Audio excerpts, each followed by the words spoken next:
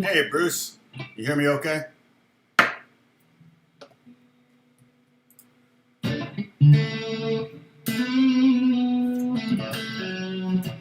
We are, so today we're going to continue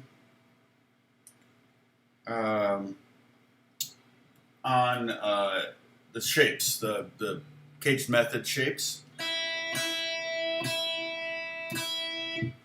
Get my footrest out here so we can see the guitar better.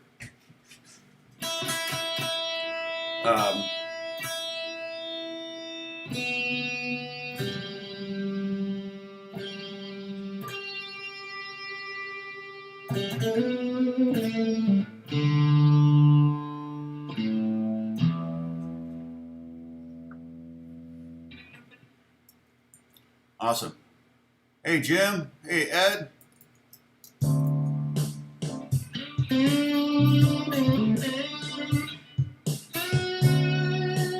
So I'm in the A form right now. A D chord, but it's A shape.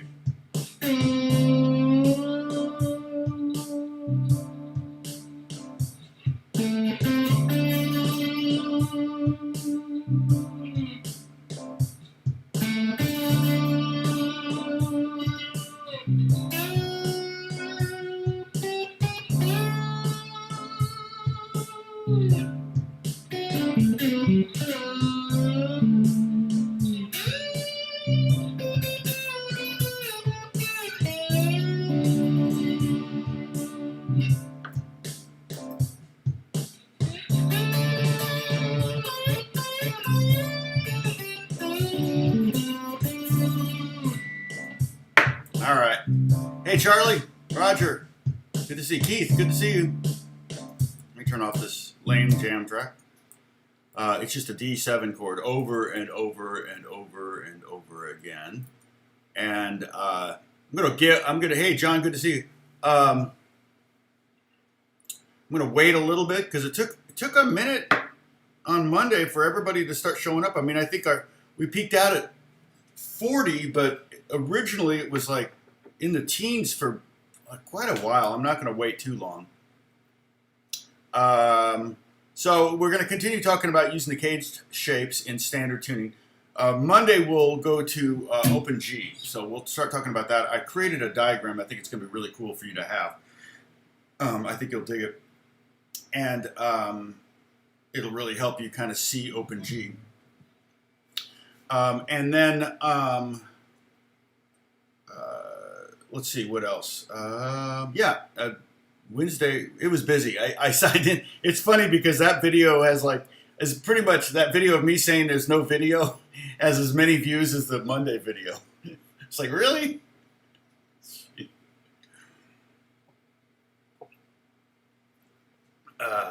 So we're going to talk about what we're going to do today is I'm going to play a lick. I'm going to teach you a lick. Simple licks, maybe get more complex. But basically the goal is to kind of work on the slide technique. Okay, you got to take things simple. You got to take it slow, especially with slide. And so I'll probably right now just going to kind of reiterate some of the techniques that I'm going to put my pick down. I can play with my pick in my hand. I like using the fingers because I can mute. So basically what I do is I basically get the bottom 3 strings with my thumb and the top 3 strings with my 3 fingers. So index gets the G string, and middle gets the B string, and the ring gets the E string. That way, when I'm not playing a particular string, I can mute it with the other fingers or with the thumb at the side of my hand, kind of using this part of my thumb here to mute, and even this part of my hand too. The goal is there are times where you want this, like with open tunings, you have less concern because every note's going to work. You can just go like that, and it's going to be a bitch and D chord. But with standard tuning, it's not so much the case. It's more of a bitch and E11 chord. So that's not gonna fly. But there are times where you want, obviously. See, I'm letting the D string or the 4th, 3rd, and 2nd string ring out, and I'm muting everything else. My thumb is kind of sitting in between the bottom string and the 5th string, kind of that way I can mute both. And then I've just got my ring finger on the top string, so I got this.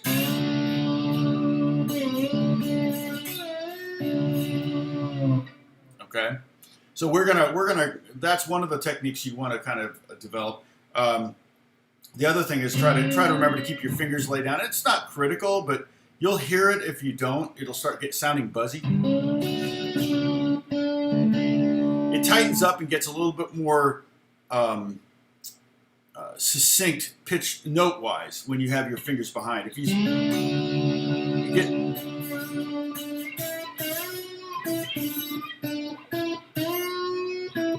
you can't really hear it in here, but if you're playing acoustic, you can really hear it.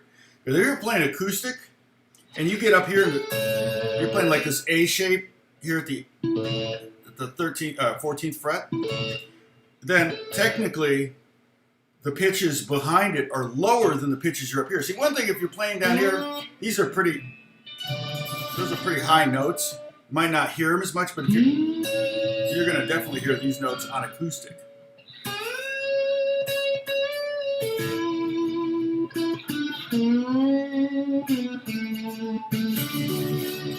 Okay. The other thing you want to work on is playing on top of the fret, not behind the fret. Okay. One thing you can do, I'll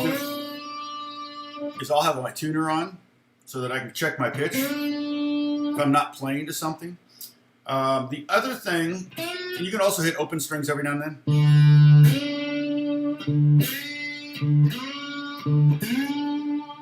You want to play on top of the fret wire, basically, not behind it. You know, like you can fret.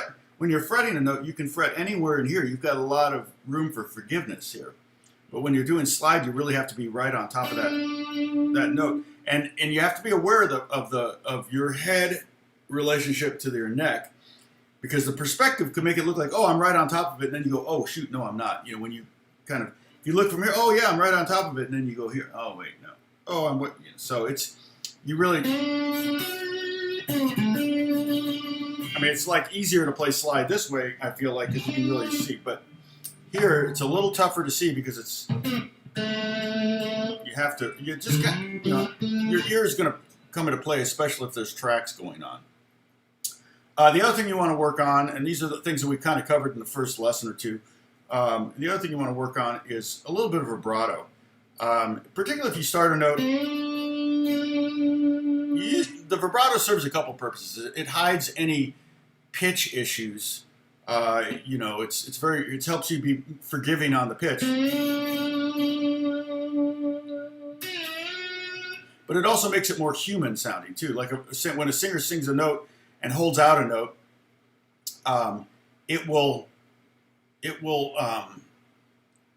generally a singer will hold it for a second and then start vibrato. You know, if they're singing a lot of, you know, if it's a busy melody like that, yeah, you're not going to put vibrato on those notes. But if you're holding out a note, then that top note or whatever, when the singer's holding out a note, they'll sit on it for a second, but then they'll do vibrato, and it might be to hide any kind of pitch movement. Like if they were to try to hold it for the entire time, they get tired. It's going to start falling off, or if they're sharp, you know. But if you do vibrato, you can kind of hide it a little bit. Some singers overuse vibrato. There's shallow vibrato, there's deep. You know, you can go anywhere in there is going to be a vibrato, and everybody kind of has their own. Vibrato is a fingerprint for guitar players for me. The other thing that vibrato helps to do is keeps the notes sustaining. So if I just go there, it's going to fade out. but then it's going to ring a little longer. I mean, I think about, what is it? It's like, I mean, my amp's not very loud, but if it were loud, this would be ringing. Right? So, Hendrix even took advantage of the fact that you can generate a tone with just vibrato. You don't even need to pluck it. All right, so let's see how many we have. Oh, 19. That's not bad. 19. 4 likes. Yeah. So, who else is here? Bob, good to see you. I saw John. Hey, Sean, good to see you again. You're all fingers and thumbs. I'll stick to my cord. Greeting from Scotland. It's all good, Sean. We talked about what you can use for slides too. I'm using a glass one, but you can also use a Sears Craftsman socket. It's kind of my live slide.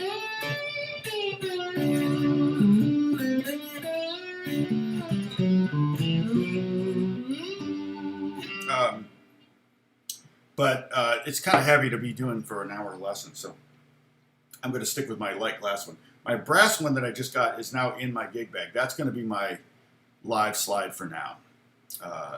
So the nice thing, because I would put these in a gig bag and they would break, so that's not good, especially at 19 bucks a pop. So, okay.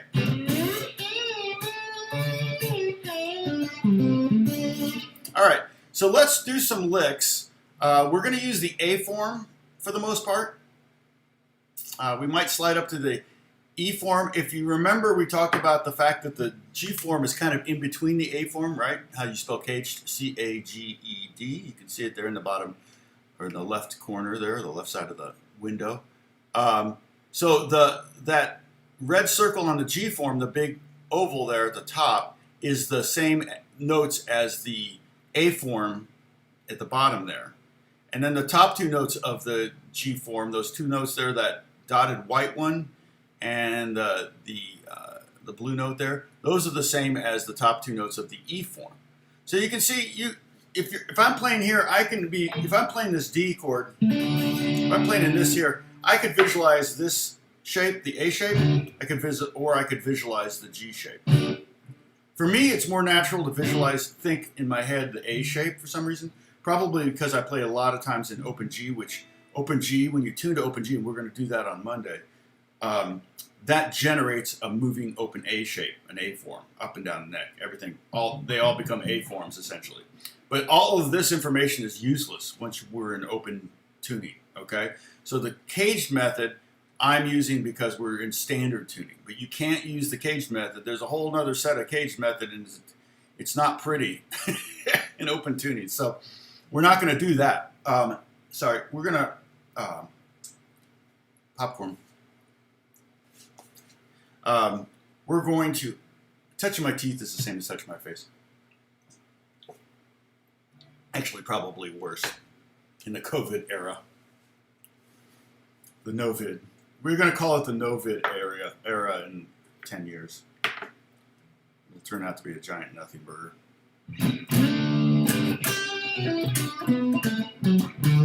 Okay, so, oh, Darren, hey, how's it going, man?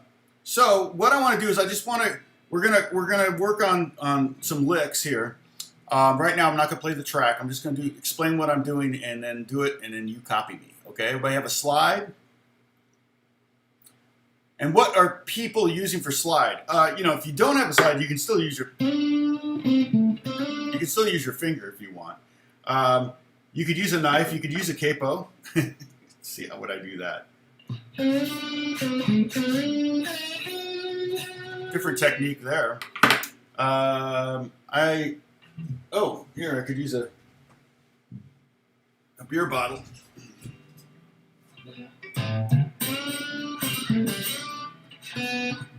It's not working very good. It's the neck's too curved. There we go. So, Corona bottles don't work very good, I guess. But I do have a bottleneck slide. So that's actually from a bottle, I think. Maybe not. Maybe. It's awful straight. But yeah. It's very dark sounding, not just because of the glass. I don't think the color of the glass has anything to do with it. You can also have these slides that can be flipped around, so you have your finger available, and then you flip it around, and you've got a slide.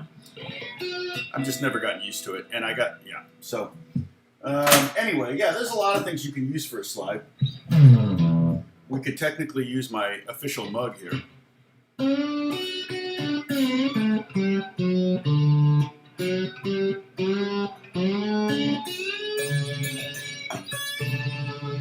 Right?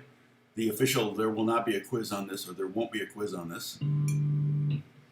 I guess that's my cowabunga, my catchphrase. So, anyway, whatever you're doing, hopefully, let's see, who's got slides? Oh, you got the socket going, Bob. Okay. How does that feel? What size are you using? Now, mine's 11/16. Oops.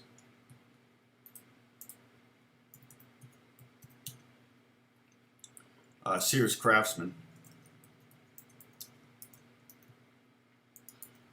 And I always make the joke that basically the cool thing about it is if it ever breaks, they'll replace it for free. So, good luck getting any other slide company to do that. Yeah, it's this one is the Blues bottle. I have that. This one is, let's see, it's Dunlop, I believe. Let's see if I can find the exact one I have. Dunlop glass slide. There's a number here, 274. It's the thicker glass one, which I really think is the way to go. They do have cheaper ones, totally. So if you click on this link, it'll take you, I'm sure it'll give you lots of other potential suggestions for slides. But this is the one I have. And I think I've got the medium one. The large one is actually cheaper, which is interesting. The small one, I'm just a little afraid it's going to get stuck on my finger. Sometimes it creates a little bit of a vacuum. So there's a link you can check out. Sometimes it gets a little tight on the... It makes me worried, like I'm not going to be able to get this off. Oh man, that would stink. Like that episode of Dick Van Dyke Show where Laura gets her big toe stuck in the tub socket, I think on their honeymoon, right? Was that on their honeymoon? Anyway. Oh, you have a 512. Nice, Roger. All right, 215. 512. Where did I get 512 from? Boy, I reversed that number. Oh, a 3/4. Wow. Big man. So I guess that's a 16th more than this, right? Because 12/16 would be 3/4. It just sounds so much bigger. So, okay. So let's get started. We're going to use the A form. We're going to be at, if you want to play this chord with me, we're using that. Say play A, B flat, B, C, C sharp, and D. So we're going to do licks in D right now. And so the main thing, the most usable part of this form is these three notes here. Okay, you can see the circle right there around those three notes. The blue note is the root. So if we do that, we hit that note at the 7th fret of the 3rd string. And one thing I would do is go ahead and hit it and give it a second, like literally 1 second before you start the vibrato. Okay? And you very, very light touch on the back of the slide. Don't push down on the slide, because if you push down on the strings, you're going to cause problems, and it's going to make it difficult to do a vibrato or to move around. You're going to be fighting the other 3 fingers. So you just very, very light touch, and you even don't have to touch. But it's something a little bit more centering when you have that your fingers on the strings. Okay. Now let's slide from the C note. Okay, so this is D, and if we were looking at the D7 chord, it's D, F sharp, A, and C. Okay, C natural. In the key of D major, it would be C major or C sharp. Right?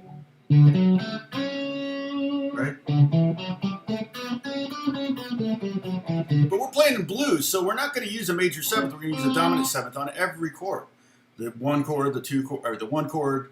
the 4 chord and the 5 chord are all going to have dominant sevenths, are all going to be dominant seventh chords, not major sevenths or anything like that. So we don't need to worry about there won't be a quiz on this part of it, okay? So everybody take a sip. That's a celebratory sip here.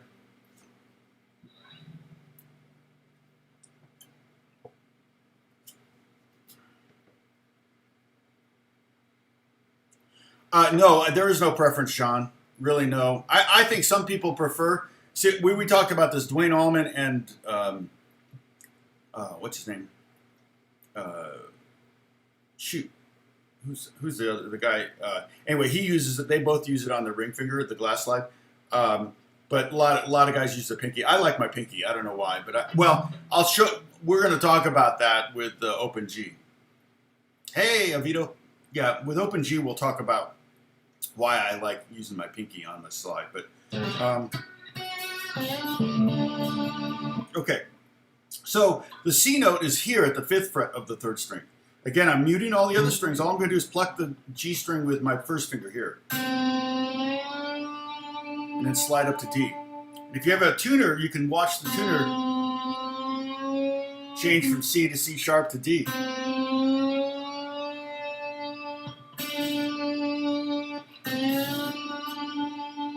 And you can practice doing that fast or slow.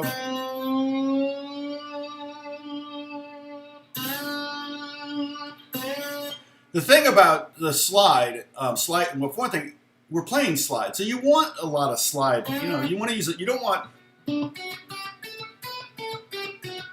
mean, I might as well play that with my fingers.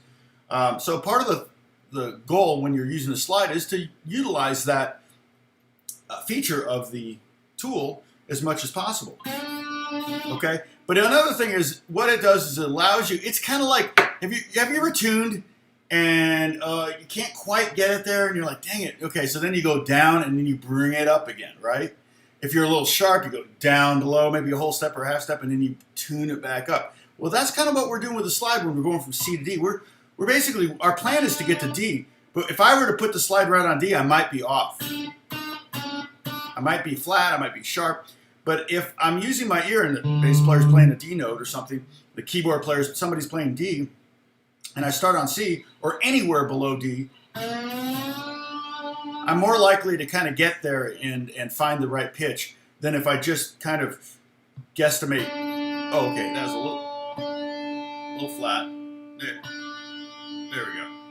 Okay? So the slide into a note really kind of, again, hides any imperfections in your playing. But not only that, it's everybody's imperfection. And nobody, we're talking millimeters here. So it's a very, very small little space where you can make a mistake pitch-wise.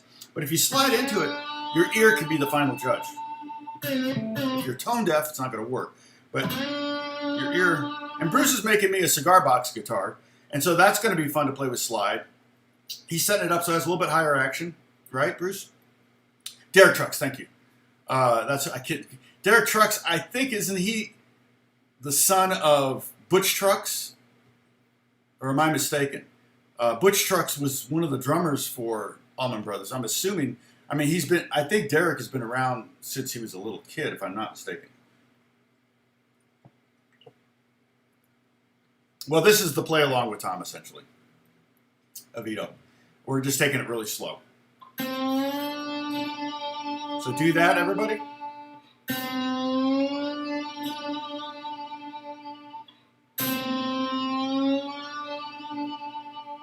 Do a fast one.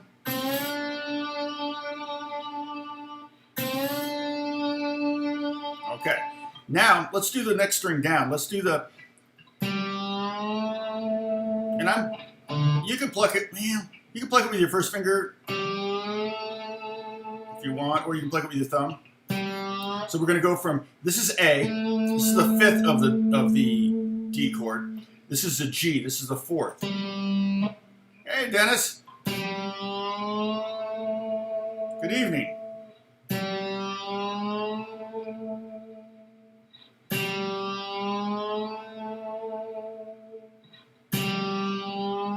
So play that with me. So we're going from the 5th fret to the 7th fret, G to A. And you can look at your tuner, see if you're in the range, okay? All right, now here's where we take advantage of the straight shapes that we've been looking for in all of these forms, the caged forms. And the A form is the best one at this because we got these 3 notes right there. So now we're gonna do G to A, and then we're gonna pluck the D string. And we can leave the A string ringing out if you want. I mean the A note ringing out, which would be the 4th string. So 5th fret to 7th fret, and then pluck the next string with your 1st. Okay. Now you're gonna get some of that 2-note nastiness, right? We're gonna do that next. Do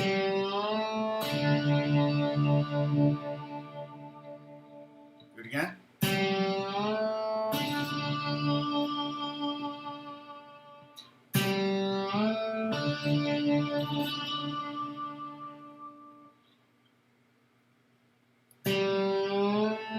Well, Dennis, God bless you for helping your grandparents. You'll have a long life because you helped your grandparents. It's actually part of the 10 Commandments. Honor your mother and your father, and your days will be extended. It's the first commandment with a promise.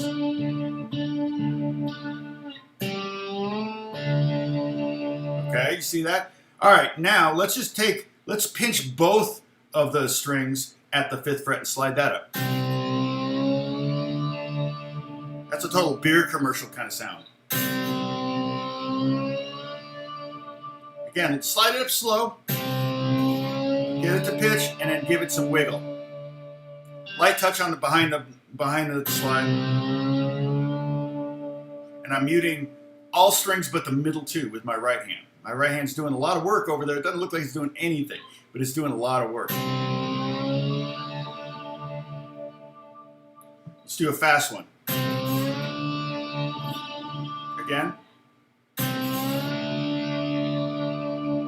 One more.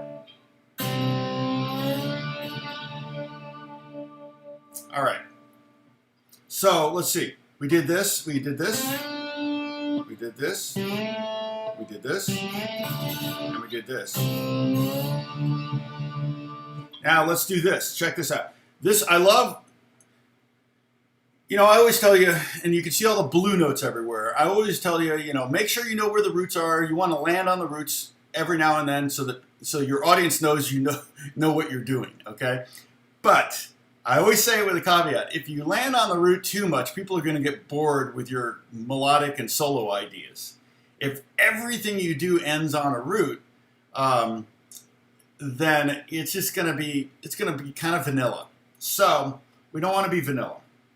So what I suggest, we're going to go back to that first lick where we go C to D and go back down to C. So we're going to go C, D, and then back down to C. So 5th fret on this is on the 3rd string. 5th fret to the 7th fret, and then to the 5th fret.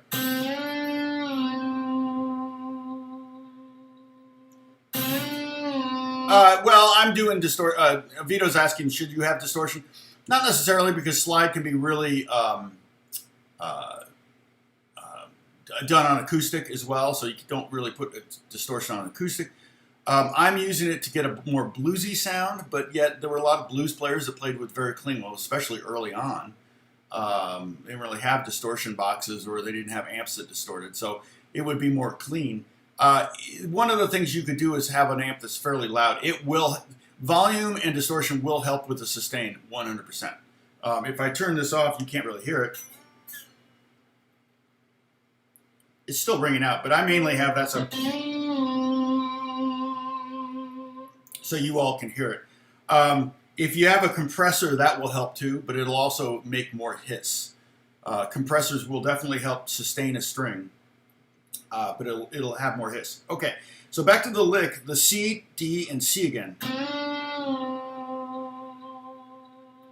And that dominant 7th, that flat 7th is such a fun note to land on. It just sounds so good. It just makes it's more interesting than just the root every time.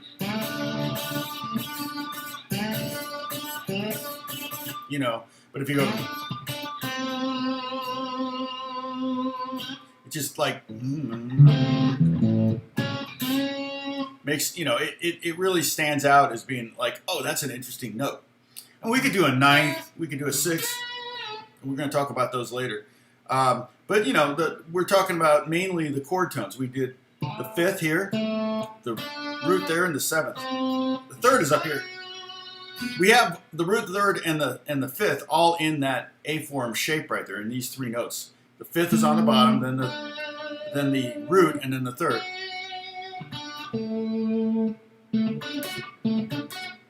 That's all a bugle has. Is a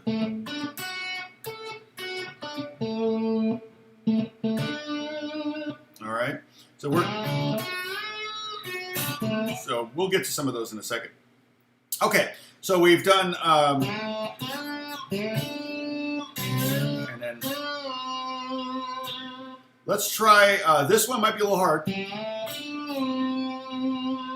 So what I'm doing is I'm sliding from the 5th fret of the 4th string up to the 7th fret. Then I'm going up to the 7th fret here and sliding down. But what I'm doing is I'm muting the 4th string. Once I get to that D note there on the 3rd string, I'm back to muting the 4th string. So I'm doing that one. I'm plucking this with my thumb. So I'm muting everything but this note, this string, the D string. Then I mute the D string at the same time. We can even practice that before we let it ring, because it makes that two notes sound so good. But we don't want that if if in our heads we're going, oh, we want to go right back to that C note right there, because otherwise we're gonna. And then you get that G note, that 4th, and the G note's not gonna work very good over a D chord. So we want to isolate it and just have one string. It's a great little exercise, though.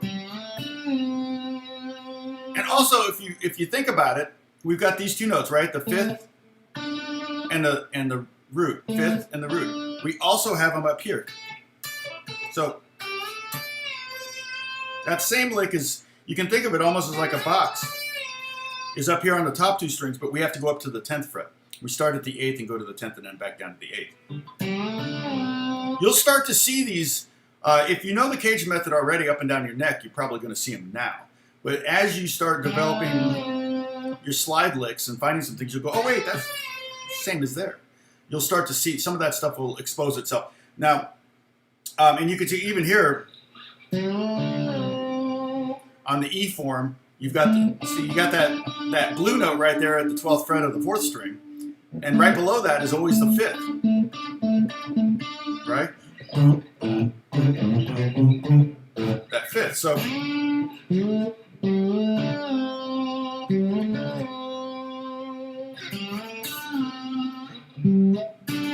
now this one I might, even though it's on the 5th and the 4th string, I might use my thumb and first finger on that. I wouldn't just use my thumb, but I've got to maybe bring in my pinky to kill some strings or lay my hand down in a certain way so that I'm not getting a lot of noise. So this is what we want to avoid. Although sometimes for computer sounds I'll go.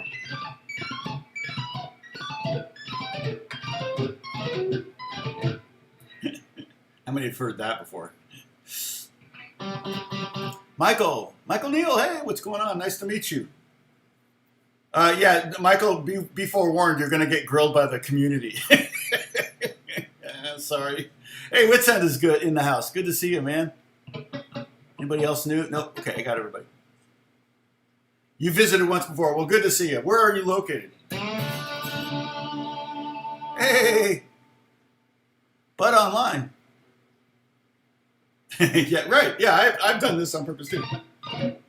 I've actually, to get computer sounds with delay and everything, yeah, it's totally legit, kind of weird. I did a video on touching my face. We have a drinking game, Bud and Michael. So in the COVID era, we have a whole lot. Gary's not here. Gary's the kind of the keeper of the list. Oh, awesome. I love England. I was just looking at tickets to go there. I'm actually going to probably be there not this fall, but next fall for a session.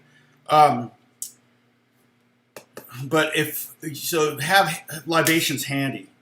So if I touch my face, we take a drink. It's punitive. It's to try to keep me from touching my face, because apparently in the COVID era we're not supposed to touch our face. And then if I refer to myself in the third person, which really never happens, that was a joke, but I do it just to give you free sips. If I yeah, I figured yeah, but if I use air quotes, if I change out guitars, that's a sip. If I drop a pick, that's a sip. If I drop a thumb pick, which you should never do, but I have done, that's 2 sips. If I pick up a guitar and don't realize what tuning it's in, if I think I'm in standard and I'm really in drop D or open D or something like that, that is also a sip. If I leave the room, that's a fill in the time sip. So if I have to go to one of my guitar closets, then you know, you guys have to do something to fill the time. Let's see, what are some other sips? There's some. If I change glasses, but I don't really do that very. These are my computer glasses, so I've got a bunch of glasses sitting here. These kind of work. These are my new glasses. Yeah, it's just a little strong, so I guess that counts. We can take a sip for that. Bud's already got a head start.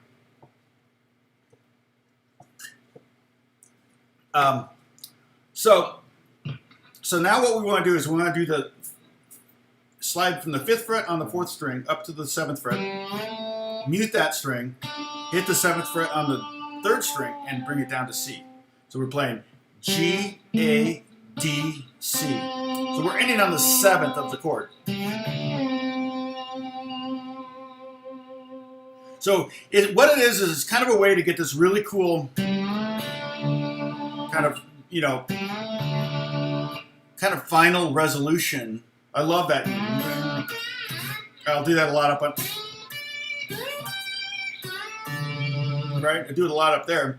But then go, oh, we're not done yet. Right? You take that down to that 7th and you make it a little bit more interesting. You can sit on that root for a while. You can even let those 2 ring out. And then go down. Give everybody a false sense of hope. And then give them all sorts of despair. Oh, thank you. Oh. That's kind of, you know, music is manipulation. The whole point of music is to manipulate people. Initially to manipulate girls. but basically to generate an emotion. And I'll tell you a secret. Women love 6/8, you know, like the 6/8 feel, and they love a lot of bass. So pump up the bass and play 6/8 songs, and women will start showing up at your gigs. So, yeah, Darren. Yeah, I got 3, 3 guitar closet. Yeah, I know. One was a pantry. We turned into a guitar closet. That's the big one. And then I have a closet for this bedroom and in another bedroom that I have guitars in. They're just tools. Unfortunately, they're bigger than a mechanic's tools for the most part. Although I don't have a lift, and that's a big tool. I'm a big tool, but my wife puts up with me. I actually had a student. He used to show up here quite a bit. I haven't seen Paul Becker, and he built me a closet in our apartment. He took the whole kitchen of an apartment and turned it into a closet, and it was like the most solidly built closet you've ever seen. And it was all interior walls, which was great. That's what all my closets are, interior walls. They don't share a wall with the outside. So if it's really cold or really hot outside, it's less likely to affect my guitars. My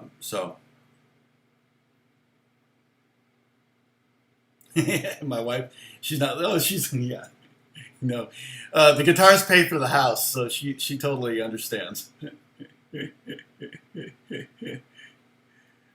That's funny, man. It's funny, Bruce.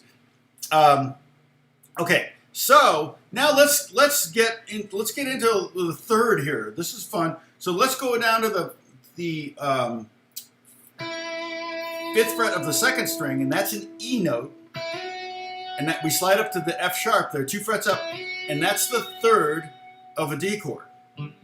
Again, we're using the A form shape. We're visualizing the cage method shape. Here's the A form, here's the G form. You could also see that. The two main forms, though, I've used to visualize for slide are the E form, and there's the E form D chord at the 10th fret. And I'm playing basically just sitting on a D chord. And I could put the jam track on.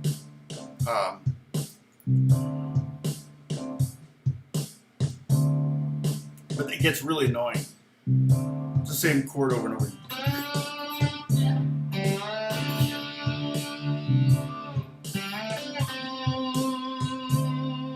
See how that sounds over? I don't know if you can hear that.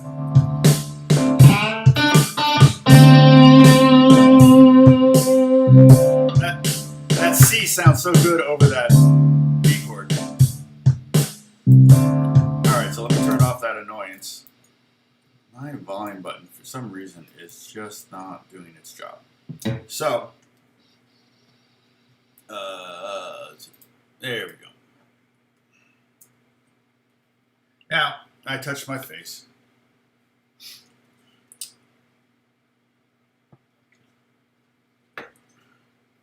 Now, so let's do the C. I'm sorry, the second string, 5th fret. We're sliding up to the 7th fret.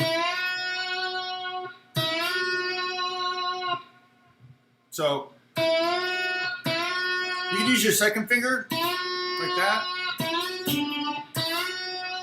You could use your first finger if you want to bring your thumb down a little bit more to the side of your hand to mute. But basically, we just want that one string to ring out. So that puts a lot of pressure on your right hand. If you don't do that, you're going to get all this. You're going to lose the focus on the note that you want people to hear. Every time we do two notes like that, or yeah, there's going to be times where we want to do more than one note, but right now we just want to get one note. So just play along with me or copy me, echo me, and again start a little bit. Add the vibrato, about a second into once you get to the note. And so the pitch of this note, that's the 2nd. Or the 9th. That note sounds okay if you go back to it. What it is a note you can use to kind of signal that the A chord is coming, because that E is in the A chord. So if it's going to go,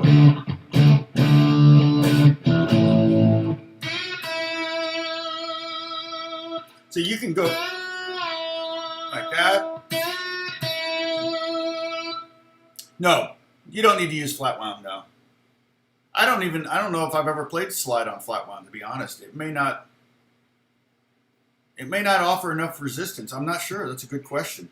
Because part of what I think is happening with the slide against the ridges is it's creating a little bit of like friction, or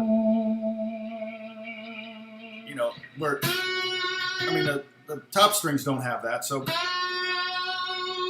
I don't know. But yeah, I've never even tried it on flat wound, to be honest. I have 2 guitars with flat wound that I can think of. The arch top, the old K arch top from the 40s, and then I think my Gibson 175 has flat wounds, but I can't remember. I think I put flat wounds on it.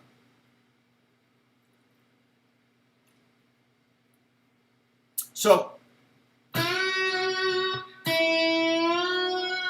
okay, now let's do the thing we did where we did the 4th to the 5th to the root.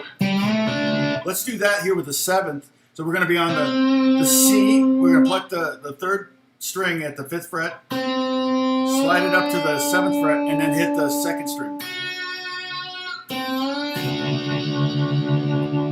So now we have a root and a 3rd on top.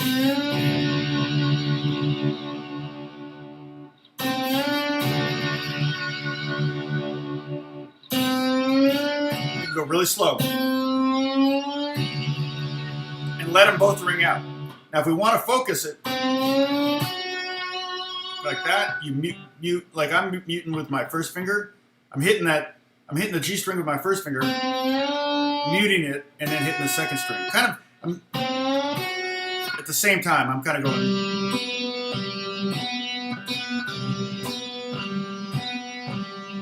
You can almost practice that.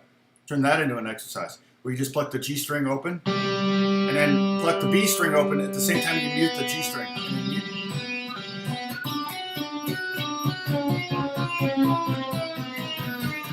Now that kind of thing almost sounds better if you let everything ring out, though.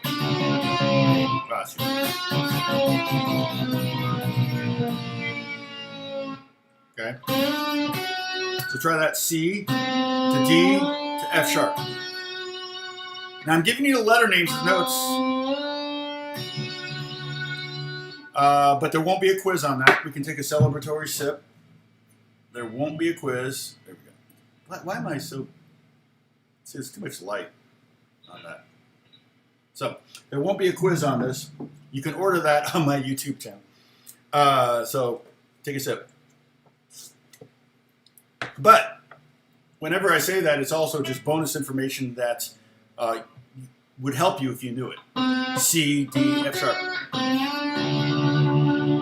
And it wouldn't hurt if you knew the notes in the D7 chord. In fact, I can write that out right here. I'll put it in this. Let's see. How do I edit that? Ah, there we go. No. Oh, not that one. This one. All right. So it's the D7 chord is D, F sharp, A, and C. Those are the notes in a D7 chord. Okay, that's just down there in the bottom right for you guys to see, and that's real usable information. And if you think of that as 1, 3, 5, and 7, okay, basically you're looking at a diatonic scale, but you're taking every other note. That's how you create triads and 7th chords and 9th chords. We talked about chord theory in the past. I don't know what lesson. I think we're on lesson 112. I may have to change the title of this. I just did it on the fly. But there is lessons on music theory. Cage method are the first 12 lessons. I did Dad. We've talked about modes. We've talked about the blues before, the basic blues stuff. We learned blues scales and blues progressions and stuff like that. So there's, 112. So Bruce knows. Bruce is keeping track. Okay. Let's see now. Now that we're at the third, okay, pluck that. We're on the second string and go up 1 fret. So we're going to go F sharp to G and back down.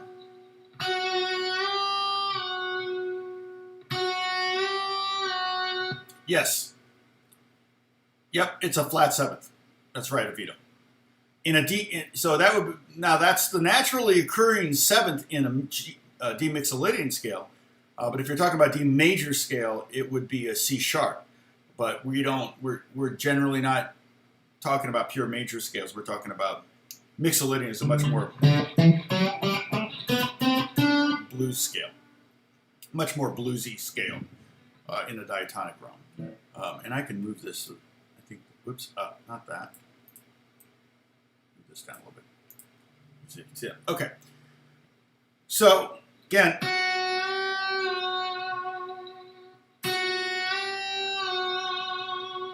F sharp, 7th fret to 8th fret. Just going up 1 fret. Okay, let's slide into that. I'm only plucking this once. But I can pluck each one of those notes.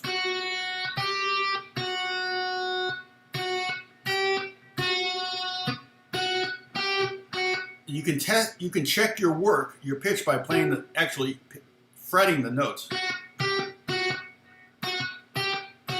Okay. The other thing is you can do is same thing. You can pluck each note, but this time pluck it and then slide it up, and then pluck it again and slide it down. Because again, we're playing slide. You want people to hear that. If you do this, individual notes like that, you might as well play it this way. But you don't want to overuse the slide. I mean, I like being able to play notes where it doesn't sound like you're playing slide.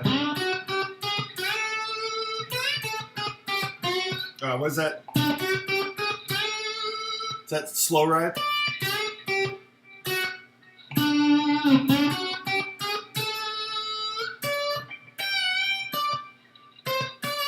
I don't remember, but yeah, that's part of Slow Ride by Foghat. Man, that takes you back. But that moment, you know, it's very sounds like you're fretting until you do something like that. Okay, so you can practice all those kind of different techniques with the slide. You can pluck the note once and slide it. You can pluck them individually. You can pluck it and do the slide after, so that you're benefiting from the fact that you're playing a slide.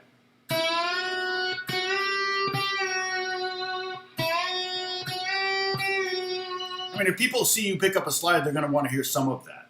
You don't want to maybe go everything slide, but you.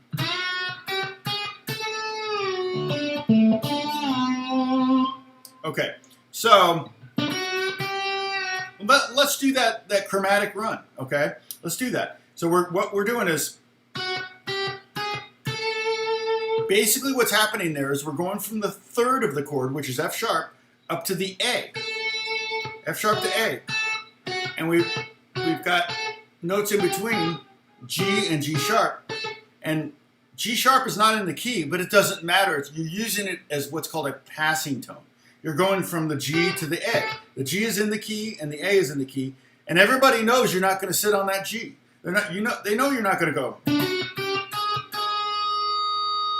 not going to do that.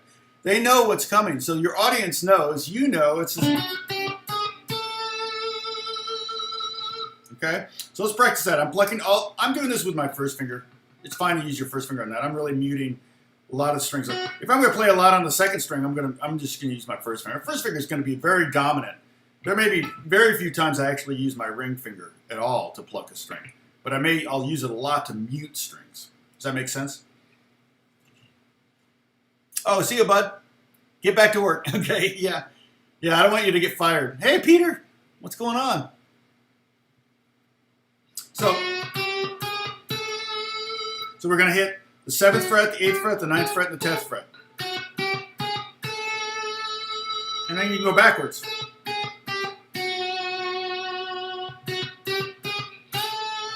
Maybe slide that last note.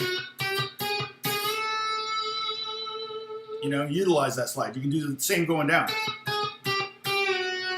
I might do slide below.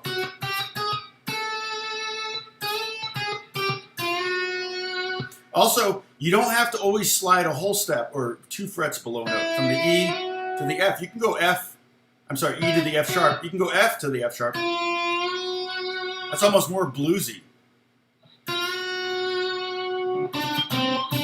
Now, that works good for the 3rd, and I think the 5th. But the root's you got to be a little careful because you don't want to sit on that C sharp, because over that D7 chord, it's going to be a little, you know, that C sharp is going to be a problem.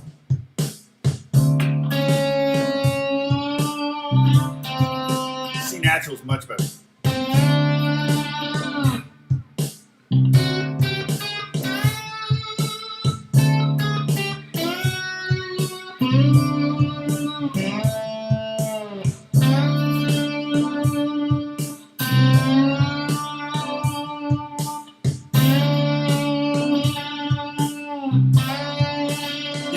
Good morning, Franco. You just got out of bed. Well, this is a great way to wake up. No, it's not. The blues and me? No, this is the bad way to wake up. Go back to bed or turn a channel. So, I love that C.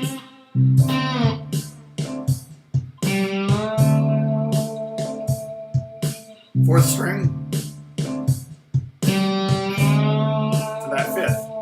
Sliding up to that A note at the D chord. Now I'm going to go to let them both ring out. Okay, now I'm going to slide 2 notes. Now I'm going to go up to the 2nd and 3rd string, do the same thing.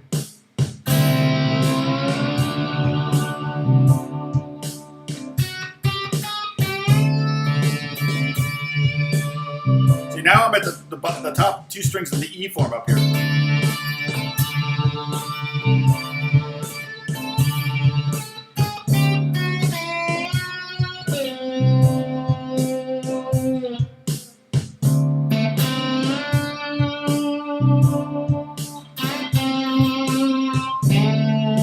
Yeah, I was trying to use a beer bottle, but it's too much curve on the neck here. And it's hard to get the pressure. It's too easy to push down too hard. Might be easier on the bottom. I could probably do it this way. I don't know. I don't want to spill any. I'm gonna be up. I can't rate this for children friendly now. All right. All right. So.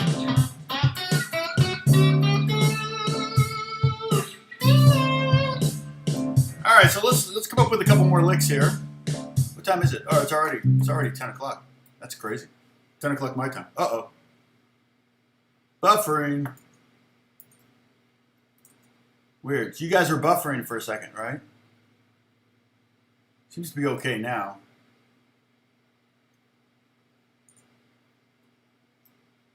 I had a hard time getting on. I had to quit and load Chrome like 3 times before it finally logged me on.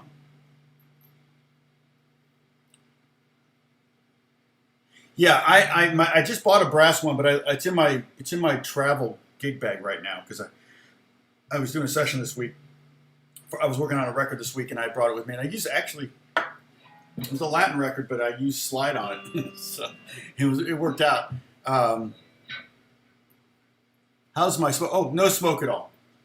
We don't. Yeah, all the fires are out towards Pasadena where we used to live, and that's east of us. And all weather tends to go from the west to the east.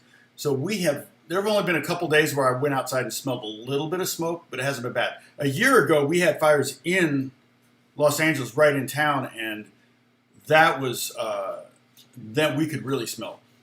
As long as we kept the house shut up, though, it didn't. Our house is very well insulated. Everything's double paned, and it's just what it is. So, so we're good right now.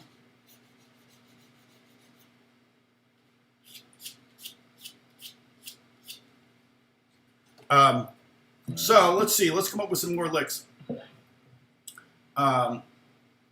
So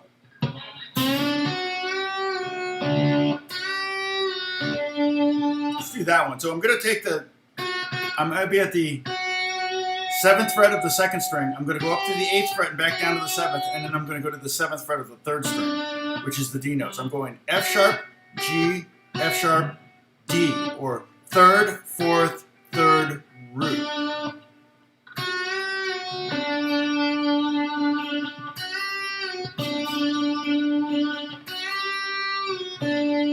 And that one is really cool because it kind of is a little bit like a pedal steel, right? So it's kind of that vibe of a pedal steel vibe. Now, if we were tuned to open G, which we will be Monday, then I would be able to get this note here. It would show up here, so I could, but I can't do it with this tuning. So I'm again.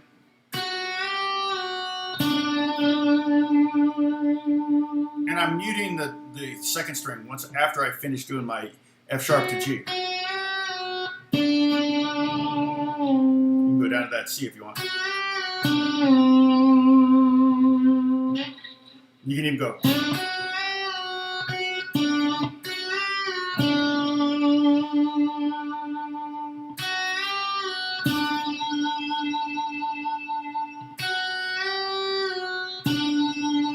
Now let's slide into that first note. And you can pluck each note too. You know, just variations. You could do the same lick, the exact same notes, so many different ways.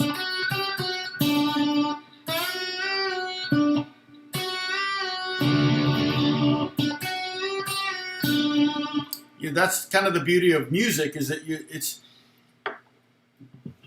you can have, particularly guitar.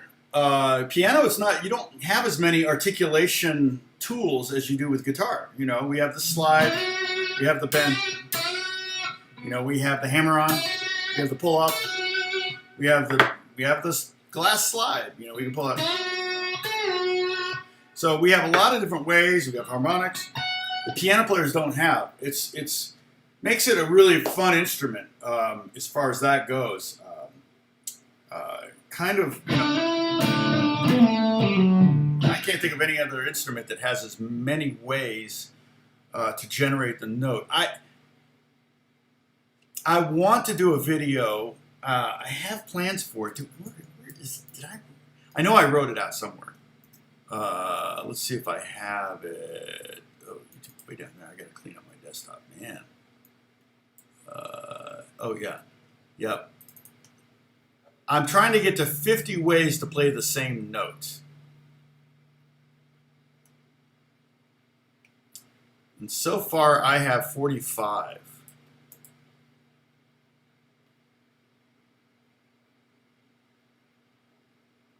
Yeah, and that's going to be a complex video.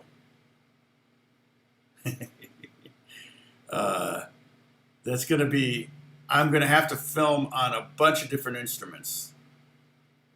And then I'm going to have to put them in a certain order. And some of them are going to be like, well, that's kind of, you know, cheating. It's not, yeah. But you'd be surprised how many different ways you can, on the guitar, you can play the same note. So I think it would be a pretty popular, I don't know if it'll go viral. I wish it would. If I did the video, if I got better quality and sound and everything, it probably would go viral. But, you know, I'm too lazy.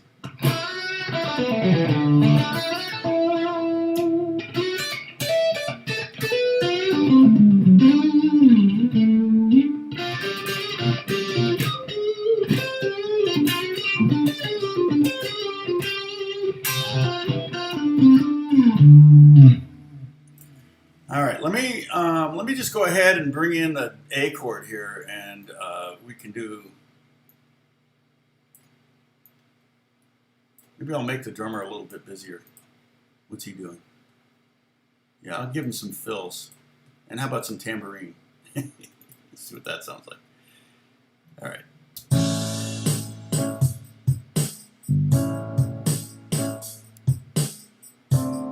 Okay, I'm going to crank the fills all the way up.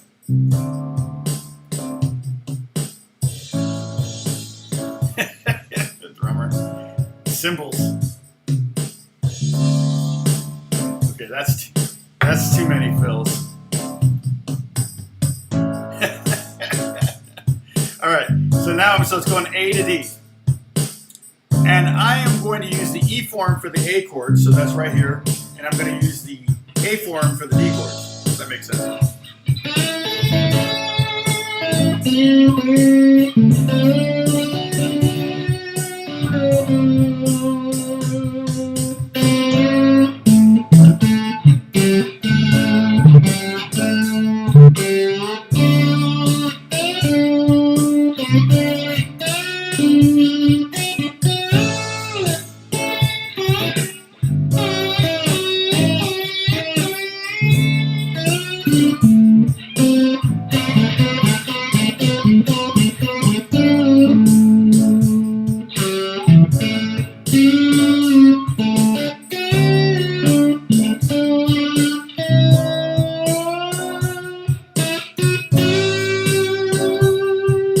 Seventh over the A chord. It's right next door to the third of the D chord.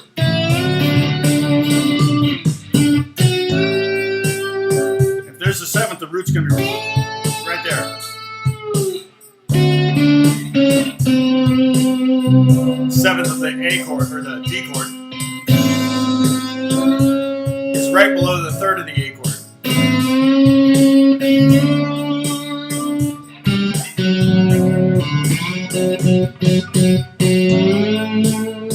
Okay, so I'm basically, yeah, it's a very mellow.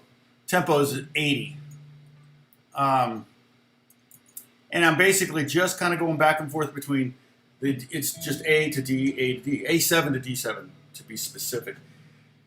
And I was using the E form for the A chord. I know that sounds complex, but the E form is basically your. So I'm visualizing these notes when I'm playing with the slide over A, and then I'm visualizing the A shape here up at the 5th fret, which is a D chord. I'm visualizing that when I'm in. Hey, Kathy, good to see you. When I'm in over the D chord. Okay. All right. Let's see if I have any questions here. Can you post a link to your slide on Discord? Oh, this slide? I can do that. Is that the last link I have for you? What's the last thing? Please. No.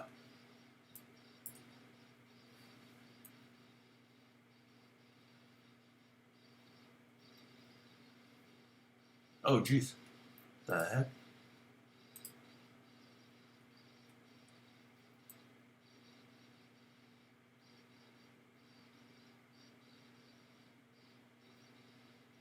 Let's see.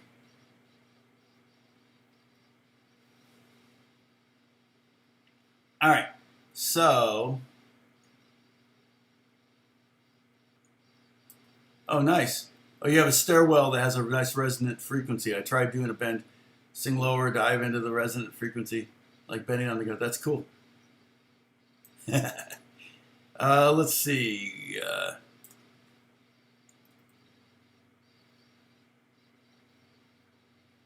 Oh, thanks, Kathy. Yeah, keeping me on back. That's awesome. I'm getting like view counts because you're just keeping it on the background. Let's see. What was I going to look up here? You wanted that slide. Yeah, here's the slide. The slide I'm using right now, this is this one here. And then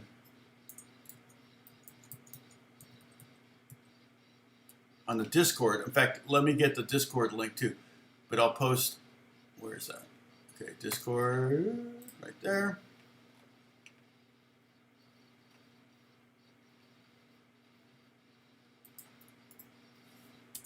There's that, and then here, let me grab the Discord link. No, wait. Okay, this shouldn't expire. Normally, if I post a link. Oh, okay, no worries. Well, I posted it anyway.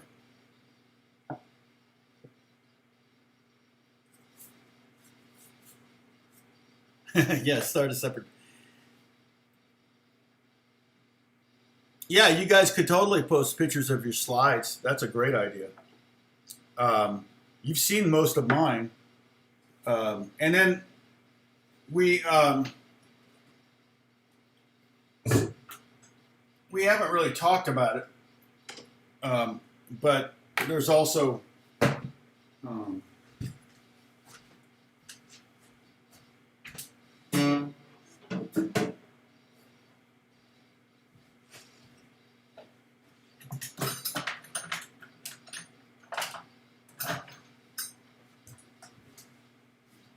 dobro and resonator guitar and things like that.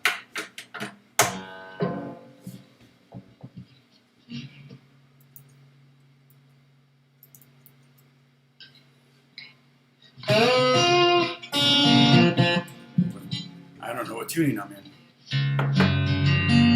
That's not a tuning. Okay, let's do this. The cool thing about this pretty cheap resonator. Oh, I tuned it down a half step for some reason. Is that it has a pickup in it. Boy, this battery's almost dead. It has a pickup in it, so you can run it through stuff.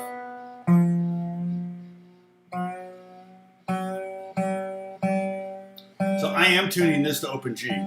When I play lap or dobro or resonator, and technically this, and I can find a link for this too. This, I don't think this model they still make, but it's wood with a metal, and I put this foam in there to get rid of sympathetic vibrations. And I've got a riser on it here. You can see that right there. So right now I've got it set more to play like a square neck. Let's see, I gotta get rid of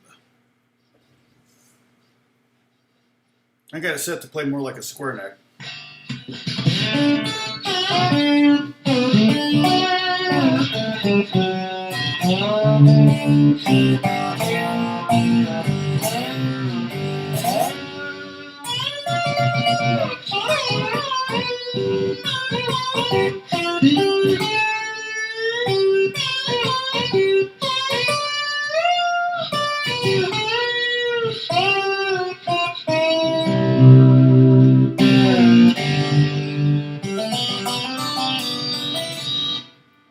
But if I wanted to play like a resonator guitar, I just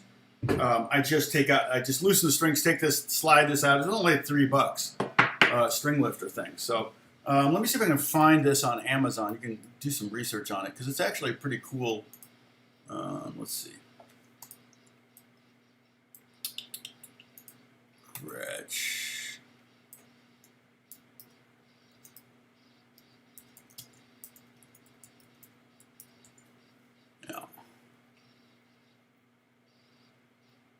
Basically this one.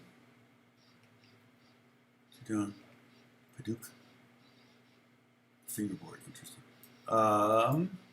Let's see if it has. Maybe, oh, this is, maybe, oh wait. Yeah, you want to get the round neck one so that you can play it like a resonator. Does it have a pickup though? Does this one have a pickup?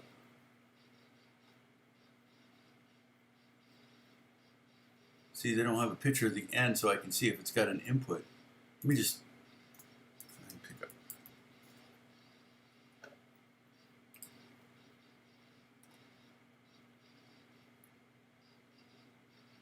Oh, okay. So somebody says on one of the reviews that the pickup sounds great. It's funny because I don't see it in the description. So this one's more expensive than the other one, but you can look at this one and then determine, you can go look at the others. But it wasn't horrible. Well, there's only one left. You can fight over it. It wasn't horribly expensive for what it was. I actually have a 1929. I should get it out sometime. 1929 National Duolian. And you can play slide sit like this.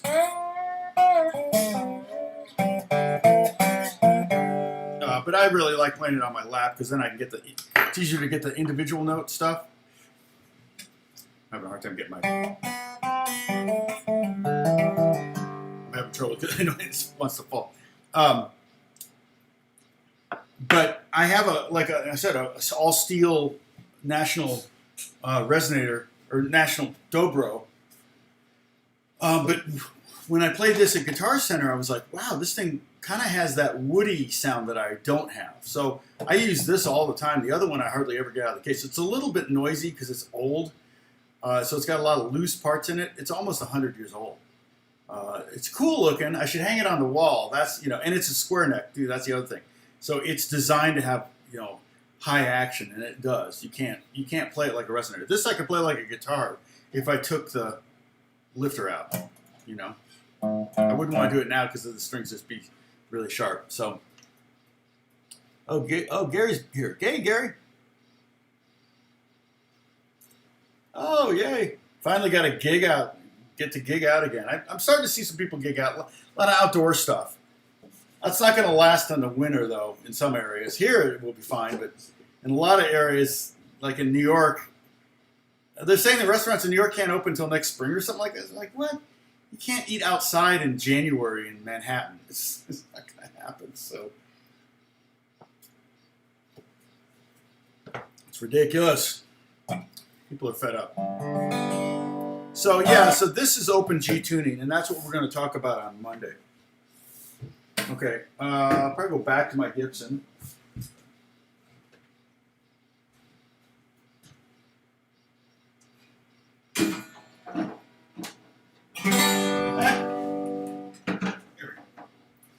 All right. So, if nothing fell, don't worry. Oh, I hate this tuner. You have to hold it. There we go. All right. Any questions about anything? Life, slide. Yeah, let's get my crotch out of the picture here. That's what the guitar is good for. Good for hiding stuff. And you know what do we want to talk about in the future? What things would you like to learn? If I get a consensus, then it makes sense to do it, to talk about it. But if it's one of those things that's only a few people are interested in, it might not be beneficial for all of us. And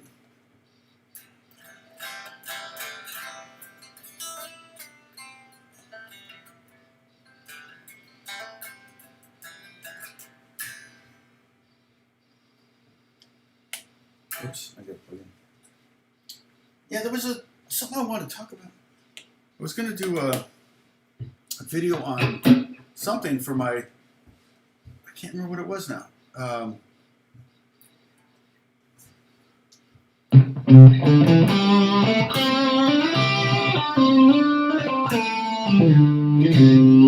Finger picking styles, yeah. Bluegrass. Didn't we do some bluegrass? Didn't we do that for a little while? I can't remember. Seems like we did a lot of bluegrass scales. We were kind of messing around. Open tuning scales. That's a very specific thing. I did do some, Darren, we talked about this. I did do a couple of videos, I think follow-ups to some fun chords in open D and open G and DAD-GAD. I think I did some fun scales in open D and fun scales in DAD-GAD, but they're all related to open scales. It's a little tough when you've got fifths to play scales on the guitar, because violins are tuned to fifths, but violin's a much shorter scale, right? And so you really, unless you're Alan Holdsworth, it's hard to play 4 notes per string. Like on mandolin, it's kind of the same scale as a violin, so it's not impossible to play 4 notes per string. But with a guitar, to play whole step, and a half step, you know, in G or F, I mean, it's just a monster thing. So you end up having to do that when you're tuned to open D or DAD-GAD or something like that, because you've got fifths in there. Part of the reason the guitar is designed the way it is and tuned the way it is to make scales fairly easy.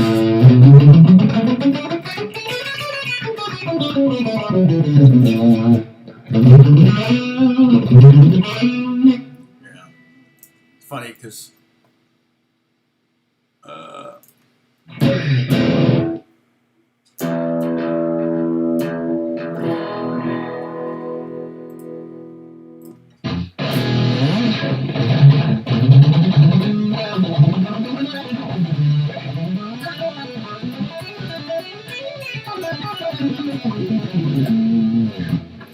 you know, we could talk about three-pers, but again, I think that's fairly, what I call three-pers. I did some videos on this. You can look it up, but three-pers, the letter, like, if you just go to my channel and look for three-pers, I spelled it like that.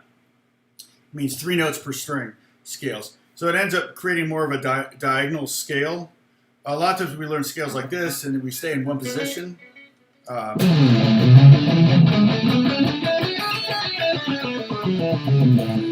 The problem with that is that you have 2 notes, 3 notes, 3 notes, 3 notes, 2 notes, 2 notes per string. So your right hand is kind of doing, sometimes going down, up, and then sometimes it's going down, up, down, sometimes it's going up, down, up. But the great thing about three-pers is you can go down, down, up, or so down, up, down, down, up, down, down, up, down, down, up, down, down, up, down. You can do the same pattern. Or you can go down, up, down, up, down, up. You can do pure alternating.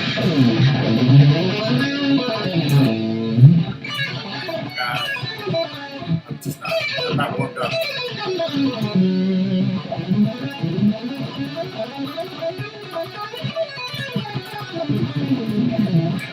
But it's, and I'm sloppy, but this guitar is kind of hard to play. It's set up for slide. But the threepers allow you to have more consistent right hand, left hand coordination. So that's kind of why I developed. I just kind of came up with them because I was like, oh, what if I did? And the other cool thing is you only have 3 possible patterns. You have 2 frets, 2 frets. You have 1 fret, 2 frets, and 2 frets, 1 fret. Those are the only 3 patterns of the threepers that appear on the fretboard when you're mapping them out. So it ends up being kind of a cool way to play. That could be. Let's see, Gary. What did Gary say? How about translate chords for playing songs in open tunings? Well, how to translate chords for playing songs in open tunings? Well, we could talk about. One of the things you have to do is when you're playing in open tunings, if you're in an open D major, for example, it's hard to play in a minor chord. So really more what you might have to do in those situations is develop, use music theory to use major or minor subs. But it doesn't sound great to use a G chord when you want an E minor chord. So,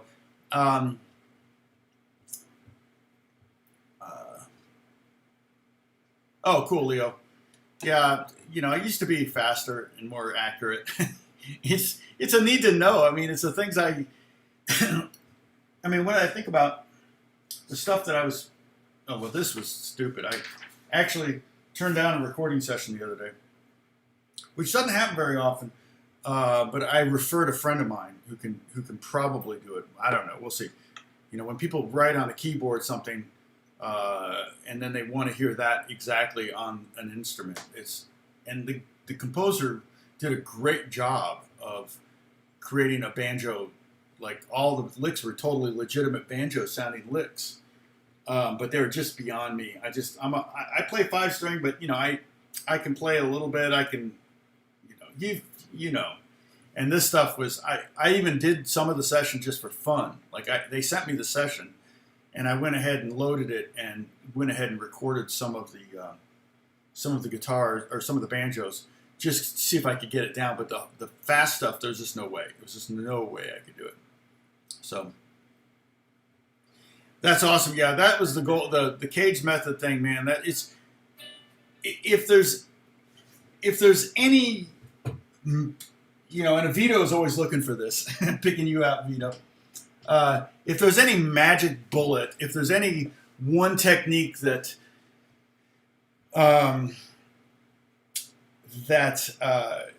will help you as a guitar player, the caged method is one of those things. And I did videos on the most important thing to learn for acoustic guitar players is a lot of strumming grooves, and then with electric players I say learn your fretboard.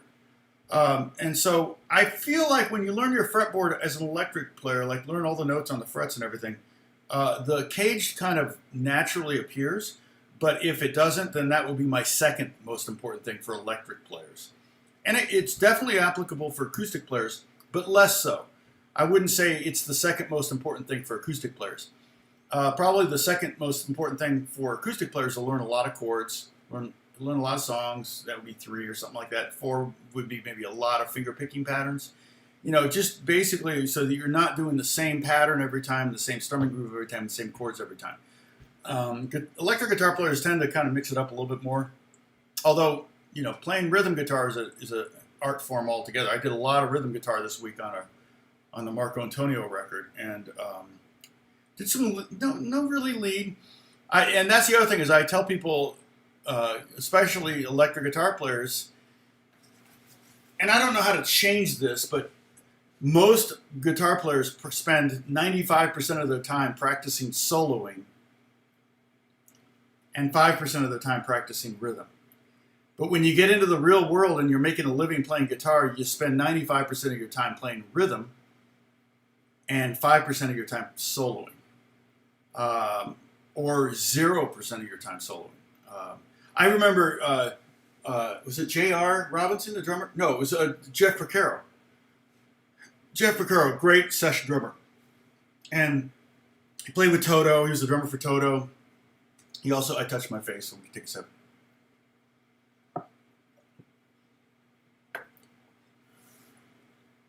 Yes, Pumping Nylon's great. Yeah, yeah, yeah. You thought shredding was hard. Yeah, Pumping Nylon's a great book. In fact, that's what's right here, isn't it? Yeah, you recognize it. Um, the Jeff did.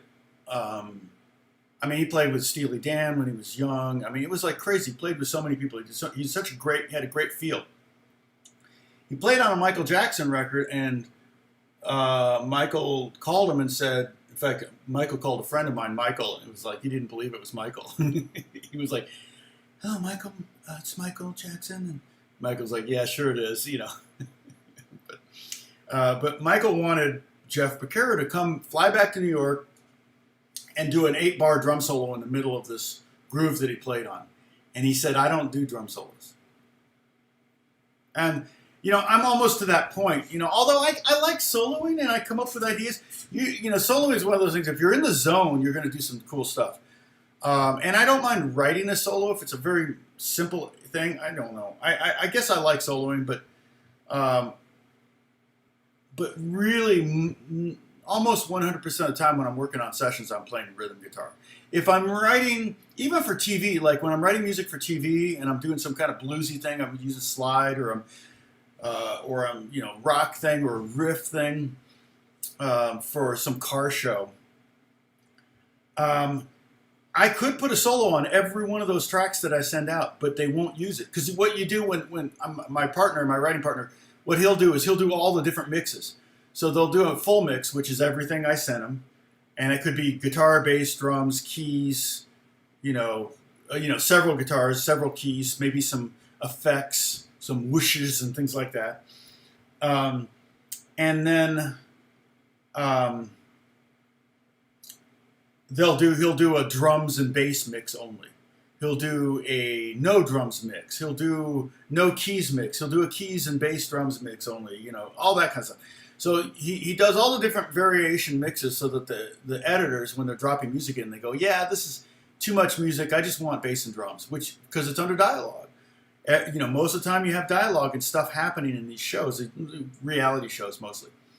And so you're wasting your time doing guitar solos, because the one thing that's going to distract from dialogue is a guitar solo right in the same range that people are talking.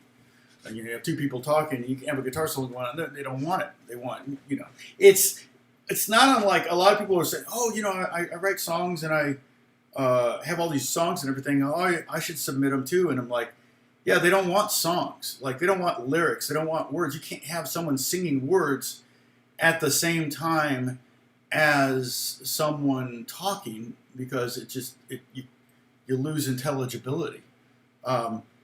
So, like, if there's a montage, you know, they drop in a famous song, if they spend a bunch of money on a song, then they're going to go ahead and make sure there's no dialogue. It may be a montage scene or a driving scene or some kind of scenic thing that's happening that's a visual that has no dialogue under it. And that's a lot of time in movies. TV shows, not so much. But what I always suggest to my friends that are writing songs, I say, well, make sure you do a bounce without the vocals. So you just have the track, because you might be able to get that track in a show, but not the vocal track. So it's just music profession advice. Yes. Yeah, Malcolm Young is a great rhythm player, very, very good rhythm player. And that's the other thing. The guys that have really good rhythm ideas and have really good tone are the guys that are going to be busy. Nobody wants to play in a band with a guitar player that has no sense of rhythm but can solo great, and yet they have no songs with solos in. Now, if you're doing like Led Zeppelin cover band, or Jimi Hendrix, you got to have a guy that can do that, solo and all that. That's different. But generally, when people are, Mustang Sally doesn't have a guitar solo in it. You just need to be able to vamp and groove. And you go to a party or you go to a club and people want to get up and dance. Well, Mustang Sally will get them dancing, So it's, or if you do Twist and Shout or whatever. I mean, I'm trying to think of all the class. We did Soul Man, which had a little bit of soloing in it.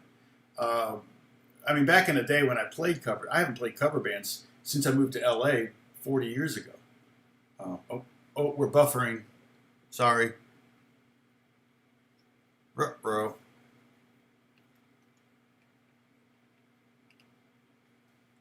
Yeah. Oh, here we're back. Major buff.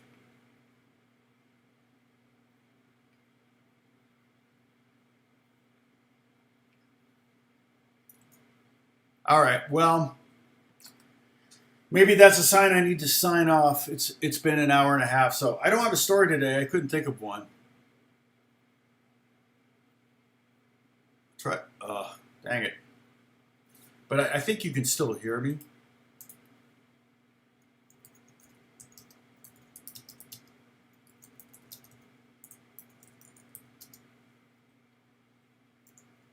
Hopefully, it's not affecting my wife's. In fact, I probably should log off in case it's affecting. My wife is teaching right now, so maybe hopefully she's not having problems. She's in the other room. So I'm going to sign off. Scooby! And we'll go to Open G on Monday. And just if you don't know what that is, the tuning is you're going to lower strings. So you don't have to worry about breaking a string. You should be fine. It's going to be D, G, D, G, B, D. A lot of D's. Yeah, I know you can hear it. But so, okay. So anyway, I will, yeah, I can see it buffering. It's like chop, chop. I can imitate buffering. Now I'm good. Now I'm in the green, so it should be good. But, oh, no, it's dropping again. Okay, guys, I'm going to sign off. Thank you so much for watching. I'll see you Monday.